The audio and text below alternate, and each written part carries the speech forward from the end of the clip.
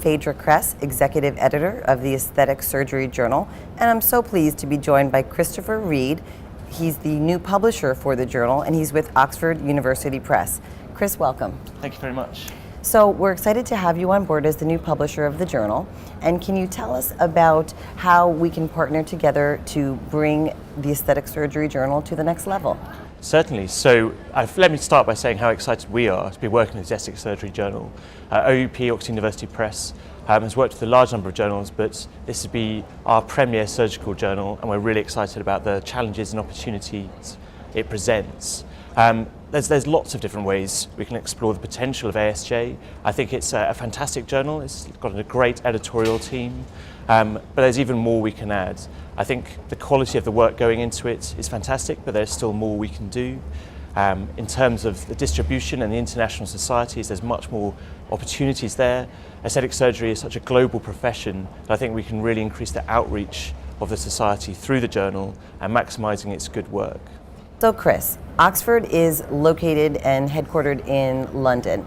How do you feel the geography of your company can help benefit the journal in terms of our international affiliates and the outreach that we hope to do to international communities? Certainly. So yes, so although we're headquartered in the UK, we actually have offices in over 55 countries around the world. Our second largest office is in New York. We also have an office in North Carolina.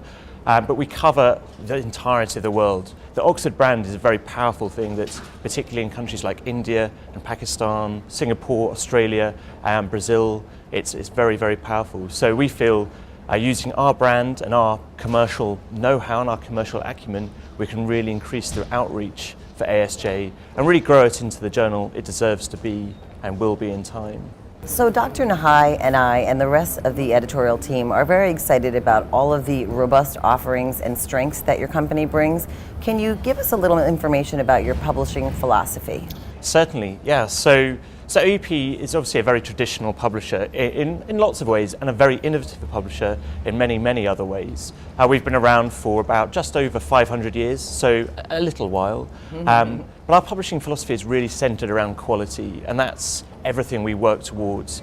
OUP is actually part of Oxford University, and as such, we're very much structured as part of the university, and quality in terms of academia and in terms of precise, correct information is highly essential to us.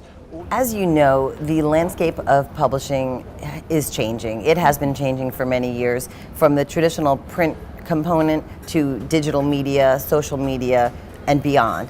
How do you think Oxford University Press can support and transition journals like ASJ during this pivotal time in publishing?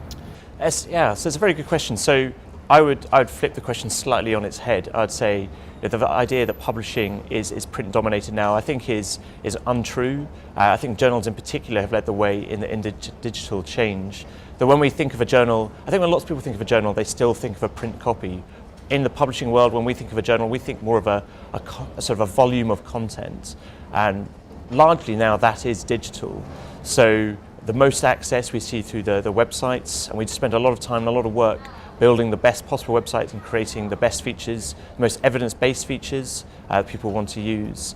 The print edition is still very important, and the quality of that edition is very important.